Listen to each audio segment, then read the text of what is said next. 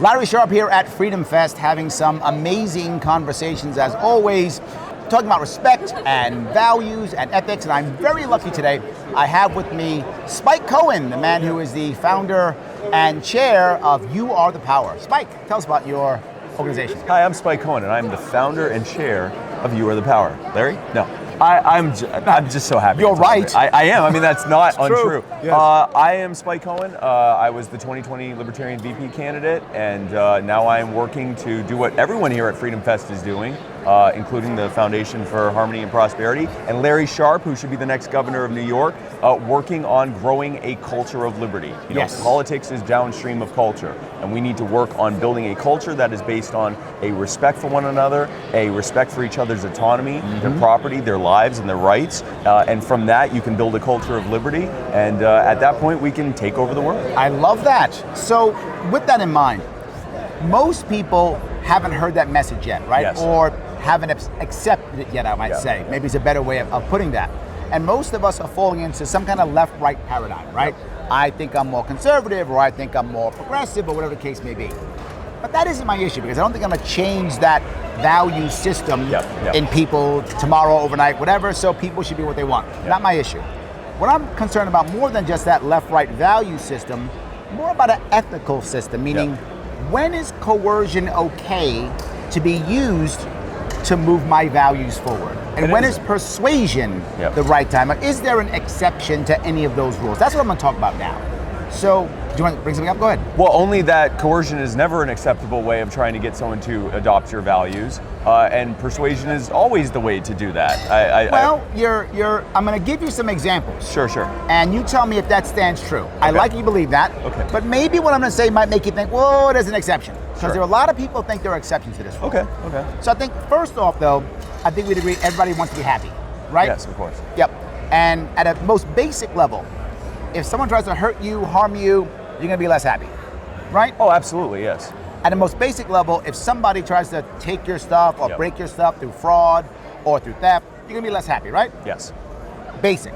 Very so basic. That's the basic principle, or I would even say maybe natural law of human respect. Yep. The idea that if I don't try to hurt you or take your stuff, you're going to be more happy, more harmonious, and have more prosperity. Would you agree with that? 100%, absolutely. It's like a natural law. It is 100% that, and so if we use the term, if we're using force in defense, that's one thing, right? Sure. But if we're talking about coercing as in, I believe that this is the best way for you and me to live, and therefore I'm going to make you do it, then that's obviously we shouldn't be doing that. So let me now walk down that road. Let me give you a couple examples. Yeah. What if I decide, you know what? I think to make the greater good, I should decide, or we should pass a law that says we decide who marries whom. Yes. Right? Because greater good. Yes. If the right people marry the right people, Yes. then we're going to have a better society, everybody's happier. Yes. When I try to pass that law, I'm not trying to hurt anybody. No, of course. I'm not thinking I'm going to hurt people. Yeah. I'm thinking greater good. Yeah. Is there any exception like that, greater good, where you'd say, you know what? No, there's an exception. Is that any of them?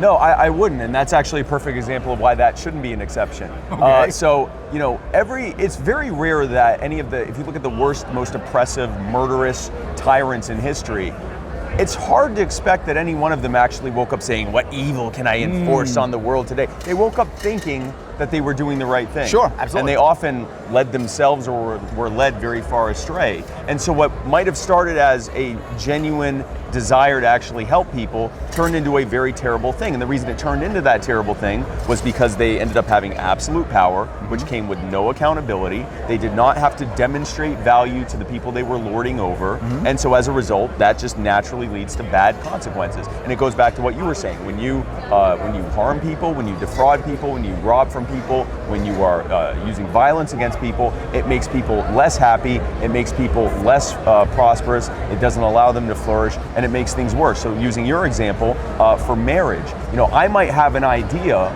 or you might have an idea for who should be marrying who. Maybe I'm wrong. Sure. Maybe Larry's wrong. Maybe we aren't the guys you should talk to about if you should get married or not. I don't know. I probably would ask Larry if someone should marry. But Smart move, but just as a personal thing, not like Larry deciding who everyone. I'm picturing the nightmare scenario of Larry Sharpe having to decide if each individual person can get married. I'd be busy. You would be even busier than here. Yes. And but the problem, obviously, obviously that's not going to work. Larry and I have no way of knowing all of the people who should get married or should not get married. And if it's based on a very strict, arbitrary line that we've drawn, it's going to be abused, it's going to cause harm, as opposed to just allowing consenting adult individuals to make those decisions for themselves. So even if it's greater good, you're saying that doesn't break the natural law? No, absolutely not. Okay. And also I would dispute the idea. I think greater good is best achieved by those in that greater good making those decisions for themselves. I don't think that one or a small handful of individuals can determine the greater good in such a dynamic culture of humanity that we live in. All right, so let me walk down another road then. Sure. That was kind of social. Yeah. Let's go economic. Sure. So we want to pass a law that says anybody who is an undocumented worker that a business hires, I'm not going to punish the worker, but I am going to punish the business owner. Yeah. If that business owner hires undocumented workers, we're going to punish them. The reason is I got to protect my American workers. Yes. I got to protect people who are around me and who I care about, my workers in my country. Yep. So I'm going to punish those companies who hire undocumented workers. Now that's more economic, and also when I do that, I'm not trying to hurt the people, Again, right? It's just to protect workers. I'm protecting workers. Yep. Is that, or anything like that, an exception? No, I wouldn't say it is either. And again, you can look at both the principle behind why it's wrong and the consequence of what happens. And we can use this as an example. So, for example, the principle behind it, obviously, is that you are telling the business and the worker that they're not allowed to associate with each other. They're doing something that is peaceful, that it's productive, that harms no one. And you're saying, well, we don't like the way it's being done, and there is a protected class that we are trying to protect here, and they get in the way of your voluntary, peaceful, harmonious activity that you're doing here, so we're going to get in the way and not let you do it. So it violates the very principle behind, or the natural law, as you put it, behind the idea that people should be allowed to work together voluntarily, and that we shouldn't be harming each other to try to push a goal that we think is for the best. Now, here's the consequence of that. For a very long time, we would have transitory workers, transient workers who would cross the border from Mexico into the United States. They would work for whatever the season was for that growing season, and then they go back home because they could, then no one cared. For a while that was legal, and then it became illegal, but it wasn't very heavily enforced, so people just came and went. Once they actually started enforcing that at the border, that they couldn't come in, we started seeing people that were coming in, they were working, but because they couldn't get back, they couldn't risk crossing back and forth, they just stayed here. Right. And they brought their families. Right. And while that in and of itself is not a problem, because they were undocumented, because they couldn't get documentation, they were having all sorts of problems with being able to get services, they weren't able to get things like rent or mortgages or loans, so they're having to squat, or now you have people providing illegal housing, and now that creates this impetus to now have even more enforcement. And so it was really just a peaceful activity between consenting workers and consenting, in that case, farm owners, turns into an industrial complex, and now it's being fed in order, if they do want to cross back or forth, they're having to rely on cartels that smuggle them, who also are engaging in all sorts of other terrible human trafficking. And all of that happened because we simply didn't allow people to peacefully and harmoniously interact with one another. So literally, we didn't show human respect to either of them, and it created less happiness. Yes. Less harmony. Yes. And less prosperity. Yes, and it didn't help the worker. The American worker wasn't helped with this either. Correct, absolutely. Okay, that's good. So, but that was social and economic. Let me go deeper. Okay. This is life and death. Yes. Guns kill people. Lots of people. Yes. It does. Yes. So that's their purpose. Ban all the guns. Yes. Not because I want to hurt anybody, but because, look, guns kill people, there's mass shootings. Now I'm not talking economics and your money and your profits or your social stuff. I'm talking lives. I want to save lives. That's my goal. Ban all the guns. Yeah. Is there a situation where life and death, like that, guns or something similar to that, is that an exception? Well, so you're 100% correct. The purpose of guns is to fire bullets out of them, which, if you're doing it for target practice or for fun, it's for that, but it's real tool. The purpose of it is to kill living things, whether it's animals or people. A handgun is not for killing animals, it's for killing people, right? And so a lot of people, where we lose them, is they go, well, but guns kill people, guns so we kill should people. get rid It's of true. them. Yep. Putting aside the fact that you can't get rid of all the guns and that they're making new guns every day, so Right. that's actually a pipe dream that you can get rid of guns. You're really just deciding who gets the guns. Oh, but hold on. Yep. You could ban the guns. Oh, you can ban them. You don't have to take them. You can't get rid of them. But you can't could slowly, right? Yes, and you here's the, like people tell me all the time, well, you can't do it, so that means it's wrong. Yeah. So we make the rules so it can be done. All we Yeah. do is we say, all the guns are banned. Yes. But no one's gonna come to your house and take them. Yes. But they're all banned. They're all banned. So if you make them and we catch them in a truck, we take them. Yep. So right? like through attrition, Correct. they Over try to slowly attrition, get rid of them. they Yep. get rid of all of them. So So over 20 years or 30, whatever it is, all the guns are gone. Yep. We don't take them because that's gonna be shootouts. Right. But over time, we take them all. Right. So the individual who owns that gun Yep. is deciding how it's used. The crime or the harm that could potentially be done is not the person owning the gun, it's the person choosing to use it in an offensive way, to use Sure. it to Okay. harm someone.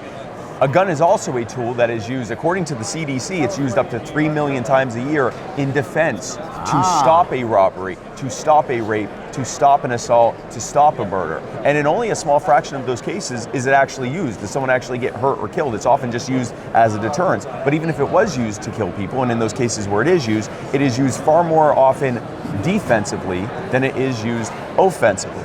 Now that goes back to the principle of if a human being is choosing to protect themselves using a firearm or a knife or in some states body armor even or whatever else they decide to use, that's their right to do. And if you infringe on that and say, no, you're one of the people that we don't allow to have a firearm because okay. we're still allowing, the government enforcers to have the yes. firearms, right? Yep. And so if you tell them that you can't have it, not only are you infringing on their rights, but now we can look at the consequence of that. The areas in this country that have the most gun violence, as the people that want to end gun ownership call it, have the places that have the most gun violence have the most restrictions on gun ownership. I live in New York City. I know that very and well. the consequence, this guy Yes. lives in AOC's district. That is correct. If there's anyone who knows the consequences of these types of policies, it is Larry Sharpe. Yes. Which is why he should be your next governor. Yes. But anyway, if you look at that, it makes sense why. The people who would follow that law, who would say, you know what, okay, if I can't have a gun legally, then I just won't have it, they also wouldn't break the law against murder. Right. Or against, armed robbery or Right. whatever else. Right. So obviously you are disarming the people who would only use it either Correct. just for fun, target shooting or whatever, or to defend themselves or others. Right. The people who are left with the guns are the government enforcers Yep. who can be told by politicians to kill or assault people at will. Well, let me go to that spot. And now. the criminals. Let me go to that spot. You made a valid point here. Now, Yep. you said legal and you said government enforcers. How do we get past this idea that for most people, Yep. you don't understand, Spike, I'm not taking your gun. I'm not. Yes. I'm just voting. Yes. Right? So I'm going to vote. It's a proxy. And we voted, 51% of us said take your gun. Yeah. It's voting, so it's not violence Yeah. because it's voting. Yeah. I'm not doing it, so why are you mad at me? It's gonna be the ATF or the IRS or the local sheriff or whatever. They're taking your gun, and you can't be angry because we voted. Right. So whoever's watching this, obviously you believe that if I were to say, I am going to put you in jail because you use a type of medicine that I don't think you should be allowed to use, right? That's bad. I would and agree. that's right. That's wrong. Now, if Larry and I say, you know what, Larry Sharpe and I agree, this is going to be a great clip for people to use. Larry Sharpe and I agree that you should be put in a cage for using medicines. Larry Sharpe 2022. But if Larry and I decided that, and then we hired someone, we voted or Correct. hired someone to go and put you in a cage for using that medicine that we don't think you should be able to use, still wrong. Yes. It's still bad because we don't have the right or the moral right to be able to do that as individuals, which means we don't have the moral right to decide together to do it and then hire someone as a proxy to do it to you on our behalf. And yes, you should be mad at us because we're the ones who decided that should be done. Just because something was democratically voted on does not magically give people or bestow upon people the right or the power to do something that if they themselves did it, it would be harmful or bad. And that's why we are consistent on that type of thing. So no, proxy, giving someone as a proxy doesn't suddenly make it okay. Otherwise, we could all just hire contract killers on each other. Absolutely. Well, Or we have vote to hire first. Exactly. We'd have to vote first. You need at least 3 people Yes. to make it fair. Yes. And then you could vote. Right. You vote to kill people. You vote to kill people, then it's fine. Why are you mad at me? This is democracy. Absolutely. Vote, Yes. elections have consequences. Dire consequences. Dire consequences. Yes, absolutely. So with that in mind then, most people, when they talk, say, well, what's the outcome? Yep. Well, what's the greater good? Yep. I feel like what you're saying, and in every case, you were consistent in every case. No, it's about the principle of human respect. That's what we should be looking at first before we go anyplace else. Yep, Is that what you're saying? Absolutely. A wise man whose name just completely escapes me once said that being a libertarian, being someone who believes in respecting others, means that you can be as liberal, or hear me out, as conservative as you would want to be, just don't force your way on other people. That guy sounds very handsome. Well, he's and very small pores. It's a beautiful guy. It's impressive. You should see him in the right lighting. It's beautiful. But what that means is that when you have a society where each individual person can decide who they are as a person, and it can be completely different from everyone else, but the common value that is shared there is that everyone respects one another's boundaries, their lives, their rights, their property, their right to pursue happiness, then that leads to not just a freer society, but a more prosperous society, and a more peaceful society, and a safer society, and frankly, a more equitable society. So it leads to, in a safe, and a more healthy, and better educated, and everything else. All the good outcomes happen when people are able to make dynamic choices in between, as individuals working together, and be able to do those types of things without some central force or even an individual coming and telling them, I'm going to hurt you because I know what's best for you. Right. So as I look at this, the answer is the principle of human respect. Not harming, not taking, is going to make everybody more happiness, more harmony, more prosperity. Absolutely. Awesome. And it's not a utopia. There are still going to be bad things that happen. There's still going to be people who, and honestly, most of the times that bad thing happens will be when an individual or a group chooses not to respect other Absolutely, people. yes. So that's still going to happen, Right. which is also why we need to be able to defend ourselves against those who would do us harm. The more that we can lean into respecting one another and respecting each other's autonomy, the better that society is going to be. As close as we can get to perfect respect is as close as we can get to perfect peace and harmony. I'll go one more piece. Sure. Right now, you see it around here, you see it in your life. People are taking that left-right paradigm and now shutting other people out. Yes. You're too left, you're too right, I can't hear you. I don't want to hear what you have to say, right? You took a stance on this thing that I disagree with, I can't hear you. If we were to focus first on human respect, they'd hear us. That's the biggest piece. They would actually hear us. If the label we use is respect, as opposed to I'm this or I'm that, or I believe this or I believe that. If it's I believe that we should respect one another, that's a consensus. That's almost axiomatic. You're going to find very few people who go, no, excuse me, I don't care. I don't care if I offend big respect. I don't think we should respect one another. I don't think that you're going to have many people that will honestly say that they believe that people should not be respecting each other. So no, I believe that that is a great way forward. It's actually a big part of what I'm doing with You Are the Power. Tell me. Because I'm the founder and chair of You Are the Power. I don't know if we did say that. We covered that a couple times. Yes. What we're doing with You Are the Power is there are a lot of people in their local communities that are dealing with issues where their government is really infringing on them and really making their lives harder. They're doing something that's really corrupt or really terrible, and everyone there knows it. There's a full consensus that this is the wrong way forward and that they should be doing it differently, but they don't know how to organize to be able to actually stop that from happening or to get them to do the right thing, or they may just feel powerless. They may feel like, oh, it's the government, I can't tell them, I'm just one person with one vote. And so what we're doing with You Are the Power is we are helping with both promotion, organization, and actual creation of events and creation of initiatives to help them to actually get their governments to be held accountable and to do the right thing. And in doing so, we are bringing them into this greater movement for respect and for harmony. And we're also showing them that you have the power to do this. That's why we call it You Are the Power. You have the power to do this. You can work together with others to be able to create this reality. And all of this is founded on what we've been talking about. The principle that people should not, that people should be respecting one another, should not be harming each other or coercing each other, and really bringing them into not just a greater movement for liberating communities, including their own, but the principle behind why that's happening, so that they can apply that in every aspect of their lives, not just political, in their finances, in their personal health, in their interpersonal relationships with one another, in their parenting, and in everything. I love it. Spike, so good having you. Larry Sharpe for governor. Please. I don't want to have to go back to New York with a Larry Sharpe-less governor's mansion. Appreciate it, guys. Thank you so much.